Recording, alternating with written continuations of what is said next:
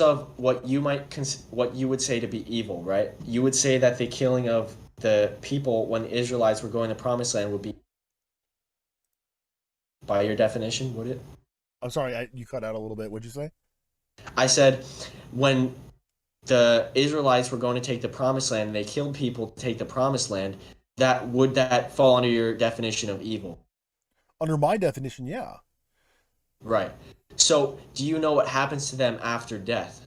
That I God don't has know and I told. don't care. Okay. So let's say, okay, if God does exist, he would know what those people's lives were like and he would judge them justly after their death to a point where it would make sense. I mean, just like nowadays, Well, how. again, the entire experiment would be unnecessary, right? You can't you putting God into the equation doesn't help anything. It just complicates matters infinitely worse. Enter the Euthyphro dilemma. Are things good because God commands them, or does God command things because they are good? Um, okay, well, that just goes down to the base matter of faith again, whether believing that God is good or true or not. But No, this let's is talk this is about. this is the ontology of goodness in your worldview is what I'm attempting to decipher. So, are things good merely because they're commanded by God, or does God command things because they happen to be good? Nope, they're good because they're commanded by God, and God by nature And God by nature is infinitely good. My mic cut out, sorry. well, what does that mean though? What does it mean that God is good? Essentially, every positive thing that we experience comes from God, and God has told us that that's what He is. And Okay. so, if you have faith in God, Well, then you believe. If you don't, all you the don't. all, But all the negative experiences would also come from God. uh, okay. Well, I would say That doesn't that seem to track very well. let's say let's say that we have afflictions and we have terrible things that happen. So, what we believe is that God always makes a greater good out of out of. That okay, Paul, that's not necessary. God's omnipotent. He can accomplish any goal he wants using any method, right? If you Yeah. remember, one of the key facets of my definition of morality entailed unnecessary suffering. Okay. By definition, if God exists and he's all powerful, all suffering would be unnecessary. And so God is imposing suffering on a scope and scale that would embarrass even the most ambitious psychopath for kicks. He doesn't have to. There's nothing compelling him to do that. It's not that it would be Well, preferable to actually, one system or another.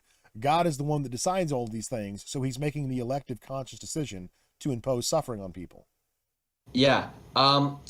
I would say He allows suffering to happen to us because it actually makes us stronger and it makes us Because he better. designed us that way. He could have designed us in a way where we didn't need to suffer in order to be strong. Then Does there would be God no suffer? without suffering in a sense. You can't really grow in strength Why not? because there would be nothing opposing you. I mean, So what? if you Nothing lifted opposes God. if Is you lifted no hold on. weights, right? If you're just lifting air, your muscles aren't going to get any stronger. But I Only think because God part of the designed it beauty that of God's way. creation. God, What's God that? designed us in such a way that we required exercise in order to be fit and strong. He could have just created Sure. us that way by Oh, default. right. But what I'm talking about is the reason He doesn't just make us that way by default. In the same way, He didn't just, you know, not allow Adam and Eve to disobey Him, not allow anyone to do evil, is because then we would be puppets, and then we wouldn't be, well, No, we that's wouldn't be that's not true at valuable all. That's not true at all, Paul. We're if we talking only about we're talking did. about the way in which God creates us, and all these cause and effect things that you're appealing to justify suffering are designed by God. So he could have just done otherwise and not there would be no requisite for suffering here. Okay? Yeah, He could have made the world without suffering. But what I'm saying is that the world is the way it is, right? And because there's Astute suffering, observation. we become stronger. It could be other ways, sure, but I would say because the So, by default, so the suffering just is because there's suffering, unnecessary. it It doesn't didn't make us have to be God. that way. There was nothing Yeah. compelling God to make us that way. He could have achieved the same outcome using a different goal. He didn't have Okay. to do it any one particular way. He chose to do it this way. But going back Right. to what you mean by morality and God is good, okay? I'm trying to decipher what you mean there because it appears to be the case, correct me if I'm wrong, that you're using the word good in such a way that anything God does is good by definition because that's what we mean by the Yes. word good. Okay, well Because I believe what when you God say says, God is what He good, all says. you're saying is he is himself. But that doesn't tell us Yep. anything about what he would or wouldn't do.